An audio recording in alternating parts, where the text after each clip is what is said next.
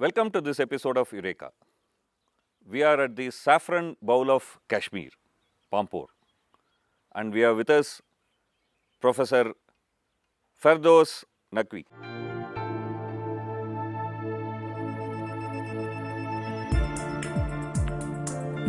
Dr. Firdous Ahamd Nehvi has done pioneering work on saffron production in India. He had a key role in drafting the National Mission Project on Saffron 2010, a project devoted to increasing the production and improving the quality of saffron in India. Professor Nehvi did his postdoctoral in plant breeding in genetics. In his 32 years of research, Dr. Nehvi extensively contributed to the improvement of crops like maize, wheat and oats.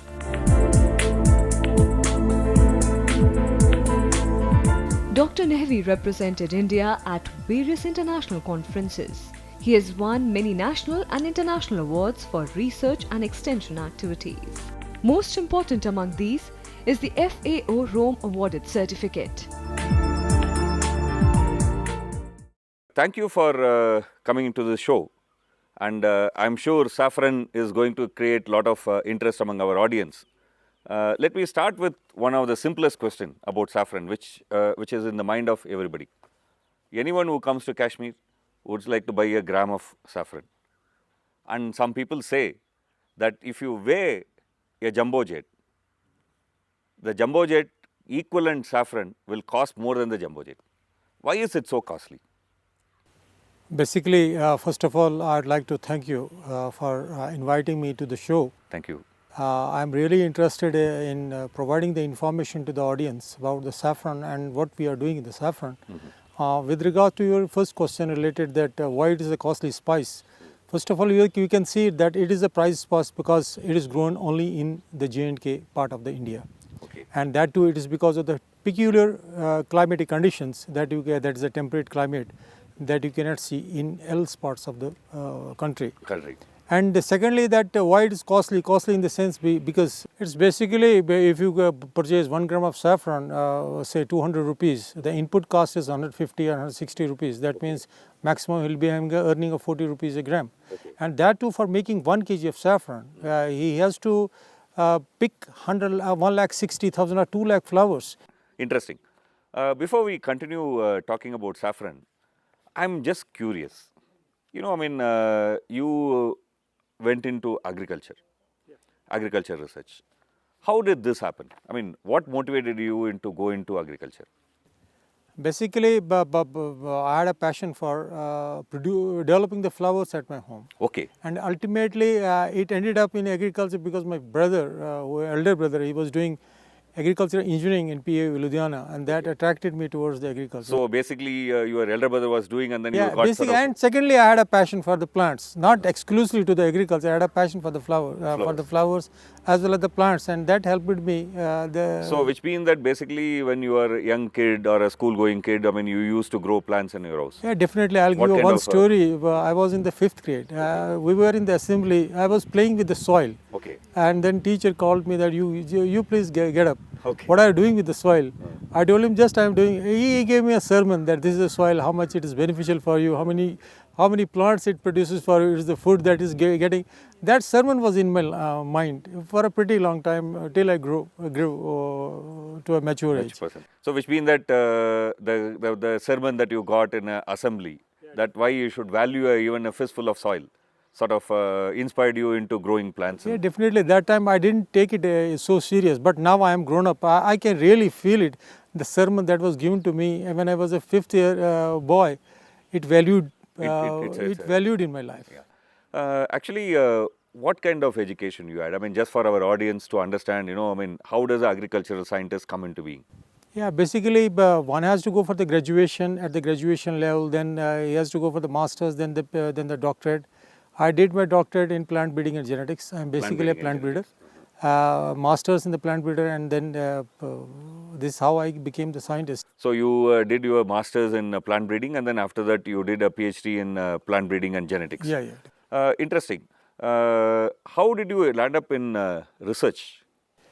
Basically, once I completed my graduation, I was a meritorious student from the university. I completed from the GNDU Amritsar, and once I applied for the because that time we didn't have the university in the state. Okay, in the It was J&K. in the J&K. It was the Department of Agriculture that was catering the needs of the graduates, and it was through Public Service Commission of the J&K state who used to recruit the agricultural graduates as the gazetted officers. And immediately after 6 months, I got the call from the Public Service Commission. I was recruited. And being the meritorious student, I was put in the research wing because that time the agriculture department had Itself also was having the research. yeah, they had the extension wing and the research wing, and they gave me the preference that we would like to go for the research. And because I had the bent for the research, and they gave me at that time it was All India Coordinated Maize Improvement Project. We were working at the national level for the improvement of the maize, because that time it was a station that was developed by the CIMIT, Rockefeller Foundation. They had put us to this station in 1958. So we had a long history of that station, and I was inducted as a research assistant in there in 1982. That was my first posting, and since then in 82 the university came, and research wing was taken with the university along with the assets as well as the manpower. Okay. That's how I got the birth in the university. But in the university. Yeah. Okay. So basically, you finished your education and you wrote your state service. In those days, there was no otherwise agriculture university in J&K, and the agriculture department itself was having a research wing. Yeah. And because you were a meritorious candidate, you had an opportunity to get into research, and that's interesting. We have a very interesting conversation with Professor Nehvi. We are going to take a very short break. Don't go back. We will continue this conversation. Welcome back after the break. We are having a very interesting conversation with Professor Nehvi. Sir, thank you. Thank you for being with us in this show. Thank you. I would like to continue our discussion about saffron. I heard, and also the people in the country read in the papers that few years back there was a major slump in saffron production. The number of area under cultivation came down. Farmers had a huge loss. What happened that time? Basically, there was really a problem. The people who are working with the saffron, they had really gone away from this farming system, because the farming system was not remunerative. Because you can see all the farmers who are working here, the saffron is their livelihood. Okay. So they wanted to have the livelihood security. The market was not there. The production losses were there. That were the reason that the people had become really reluctant to engage themselves with this farming system. And I believe that you had a hand and an important role to play in the coming up of the National Saffron Mission. Can you tell us something about it? Yeah, definitely. That's an interesting story, because when the problem arose, Agriculture Production Department gave this authority to the university to work out the modalities and the policy issues that should be taken up at the Government of India level, so that we can help these saffron farmers, because Government of India really wanted to retain this legendary crop of India, because saffron is the name that India carries because of this Kashmiri saffron. So that's why I'll be giving you a short brief of that. We developed a project of around about 400 crores, and we submitted the project, and then it was Minister of Agriculture, Government of India, who approved the project. Which has, this was in which year? It was in 2010. 2010, the Government of India. It was initially approved for 4 years, and it was to be accomplished by 2014. But because of 14 being a really bad period, we had the flood in 2014. We couldn't accomplish most of the activities of that period. That's why we got the extension of this project up to 2018 March. 2018 March. So it had a wonderful thing was that we wanted to rejuvenate the saffron area, which had become senile, which had become low productive. That's why we wanted to produce more saffron with modern technologies. The technologies that we had developed, we wanted that farmers should adapt those technologies. See, and one thing that I was told is one of the problem in saffron growing is water. Yeah. And while I was coming around to this place, I saw in very many places some green sheds. Yeah. And people said that inside that is a well. Can you explain what it is? Yeah, basically we developed a module that how the saffron should be irrigated. It's not just like paddy and we can give the flood irrigation because it is too sensitive So to the water. saffron does We not have to- require flood irrigation. No, it doesn't. It requires a little amount of water. That too, we have to give through pressurized irrigation system. We developed a module for the sprinkler system of irrigation, and that's why you can see everywhere in the Pampur you can see the sheds, and government has created almost 100 deep bore wells. Government has created 100 deep Deep wells, wells. And not then- as an individual thing, but as a government system. Yeah, it's totally public property, Public and then distribution system, it is in public property private mode. Now the farmers also contributing for the laying out of the pipes and the sprinkler system, that is 75-25 share will be. So this is a very interesting model because people have looked at, for example, river as a public investment, but generally, bore, groundwater extraction has been usually a private affair. But here you see a very different model where you are looking at the groundwater extraction as a public model. Yeah, it's a very, very interesting point.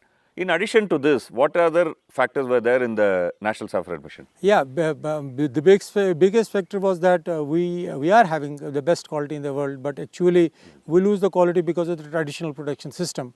In that case, So you are saying that because of the traditional production system, the quality of the saffron that we are producing gets eroded. yeah, definitely. We lose the color, we lose the other carotenoids because of the delayed, prolonged drying system. Now the protocol that SKUAST Can you just explain this? I mean, why is it lost?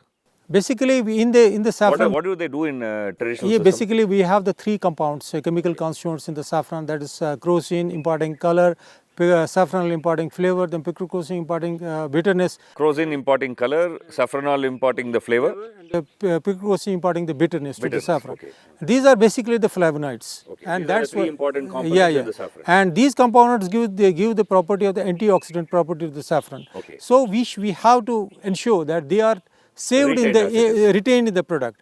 So once the farmers they are drying the saffron under the shade, Okay. it takes a prolonged time for the saffron to get dried. Right. And normally so when you it put takes it under shade and then dry it, yeah, it takes normally long it time takes, for it to- example, 1 lot of saffron, it will take minimum 2 to 3 days, 72 hours. 72 hours. So the prolonged drying leads to degradation of crocin into another compound, that is crocetine. Okay, so the crocin changes into some other crocetine, compound. yeah, definitely. With the changing of that, by So good which means the color will change. definitely it attains the blackish color. That's Blackish one color. part.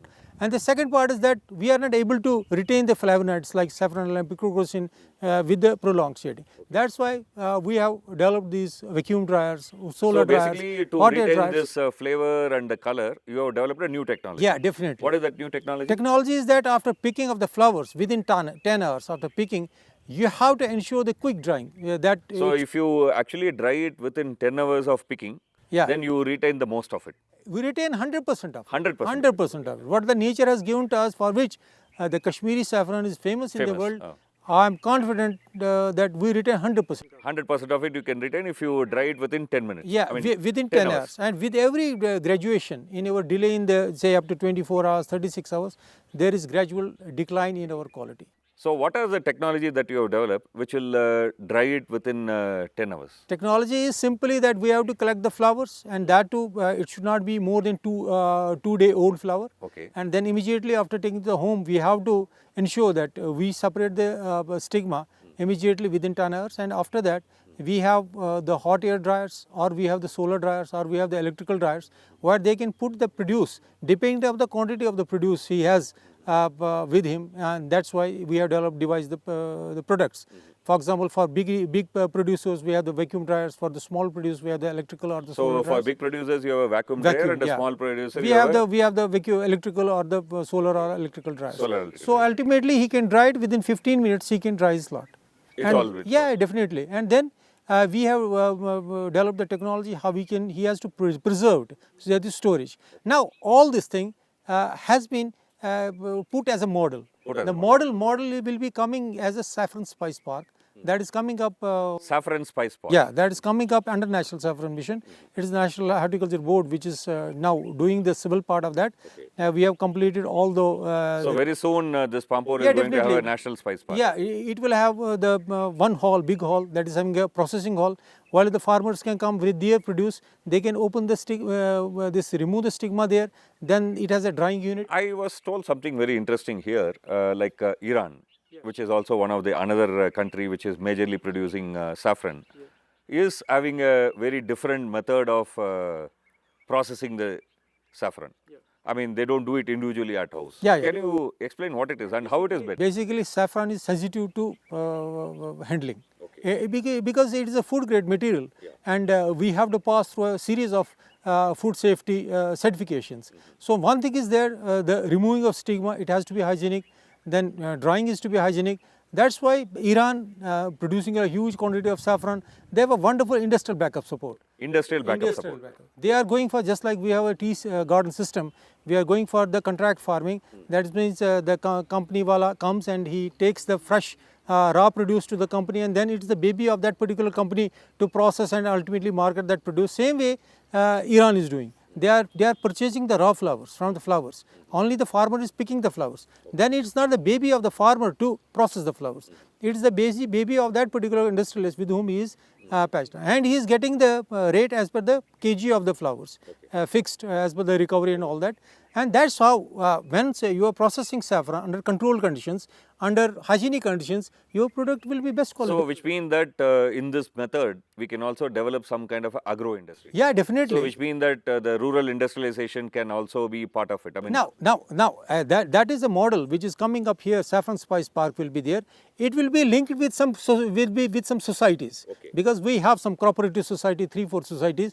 They are going to be linked with this system, and they will be bringing their produce there, and then it will be labeled and processed, and then we have a quality lab. it's an interesting point. The saffron is currently being done in a traditional mode, which is degrading its quality and also not yielding so much. But suppose if we can look at it in a new way, and that's a new way that you are engendering in this state, and it's very interesting. We'll continue this discussion, but we'll have a short break. Welcome back to this episode of Eureka, and we are with us Professor Nehvi. We are having a very interesting discussion.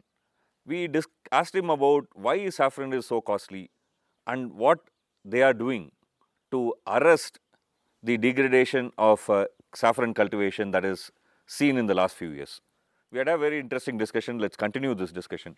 There is one question people have in mind. I was told about 80% of the saffron that is grown in this country is grown in Pampur, and about 20% in rest of J&K. Why can't I grow it in Tamil Nadu? Why not in Bihar? Wonderful question, because I always receive such queries through emails or through phones. Obviously. And it is a wonderful situation to convey to the people why we are primarily growing saffron. It may be because of that God has created us a wonderful climate of temperate conditions. That's why we are not only growing saffron but also apple. So it is the same way why we are growing saffron, because saffron is a crop that requires sub-zero temperatures. Sub-zero temperatures during the vegetative phase. That means in a particular time, that is the vegetative phase. A vegetative phase, right from your December up to February. In those 4 months, it should receive sub-zero temperatures, and in literary terms, we call it as chilling requirement. Chilling requirement. Chilling requirement. That is to induce the genes that are required to induce the vernalization, that is the flowering in the saffron. We have to expose the saffron. Only if the saffron plant goes through this climatic condition, the flowers will be flowering. Yeah, definitely. The climate induces the gene to trigger for the vernalization, and the system gets adapted and the produces the flowers next season. Okay, another question that I have in my mind, which is again most of our audience will also have in their mind. People talk about Kashmiri saffron as the best saffron. Although people like Iran, there is a production of saffron. Maybe somewhere in Europe there is a small amount of production of saffron. So maybe Morocco is also producing saffron. Why is it so? Is it just simply because we are growing it and so we are proud of it? No, if you really think we should be proud of having the best quality saffron. It's not a myth that as a scientist I have explained it to many people on the basis of the quality that we got it from the NABL accredited laboratory. It's not my report. Maybe people may tell me that you are a biased person. I got my sample as well as a sample that I collected personally from different parts of the world, like from Greece, Italy, Turkey, Iran. And we have a lot of differences so far as these carotenoids are concerned, particularly for saffronal, we are the best. It's not because of Saffronal, which gives the flavor. flavor. And you say it is best in the Kashmiri saffron. best in the world, I think, because even if you have the best color in the Iranian saffron, it doesn't have the best flavor. So you mean to say that the Iranian saffron might have a good color, may look appealing to the eye, but if you are looking at flavor, it is actually the Kashmiri saffron which is having the good flavor. Basically, but I am in talk with some persons who are working with these culinary products and all that, because we are using in India, we are using saffron as a culinary to add the flavor to the product, not as a colorant, because there are natural many colorants, but we don't have the flavorant like the saffron. So that's why I say that we have a product which is the best quality product because we have the best flavor in the world, which the Iranian doesn't have. It's not because of we don't have the different germplasm, which we say that we have the different variety and all that. That's why we are. It's only because of the altitude. We are growing saffron because of altitude, whereas saffron grown in elsewhere other than Kashmir, they are growing saffron because of latitude. It's very similar to tea. For example, tea grown in Darjeeling is quite different from tea. Exactly. It's a place where it goes. That's why we have a typical temperate climate, they have a arid type of climate. That's why our gene, they are expressing more that conforms to the flavor. This brings us one question, I mean, which essentially means that the Kashmiri saffron is special. So why not geographical indicator for it?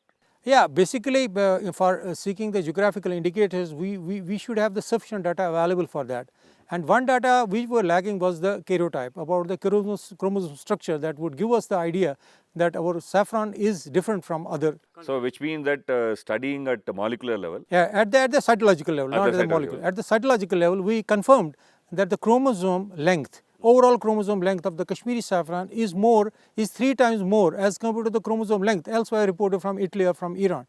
That gives us the super seat in confirming that we can have the GI for this Kashmiri saffron. Secondly, that we had to confirm the floral biology that we did, we have pollen biology we did, karyotype is completed, and now only we are waiting for the brand, because we have to patent this GI for the brand, and that's why we are waiting for the Spice Park, so that once it will be put functional, they will officially declare a brand, and after that we will have a GI. So which essentially means that once the Spike Park comes and then the brand is made, then definitely before then that government of J&K can declare a brand, and for that brand we can have the GI. And it is a good news for you that for seeking the GI we are already having a positive note from the FAO Rome, because FAO Rome has already given a certification for Pampur as a globally important agriculture heritage system, and that's why it is in the heritage system which the Iran doesn't have. That gives us better superiority of seeking the GI from the authorities, from the GI authority of India. Just a kind of a last question about you. In 2012, in Belgium, the International Horticultural Society gave you a medal. Can you tell us what it is? I mean, we are very proud. I mean, agriculturalists from India is recognized in an international forum as a very important agriculturalist. Can you just tell a few words about it? Basically, till 2004, there was a scattered science of saffron. We didn't have saffron at a common platform. And it was in 2004 first time when we had a common platform in Spain, and we conducted first international saffron symposium. So the first international symposium, scientific symposium was conducted? Elsewhere we had the scientific reports, but they were scattered. It was not at one common platform. And since then we are continuously having after 2 or 3 years we have a international symposium, and in 2012 we had here, I had the privilege of hosting the international symposium in Kashmir. And I cannot say, but the people who are at the helm of affairs at the International Society of Horticulture, they have seen my work and the contribution towards the saffron science. Maybe they might have seen it that I am contributing more as compared to elsewhere. That's why they were awarded. It's great that the society has uploaded you, and we also join them in uploading you, because you have not only worked for basic science, but also seen how the science can be used to the benefit of farmers. We thank you for being with us in the show, and we are very glad that you have been able to spare time.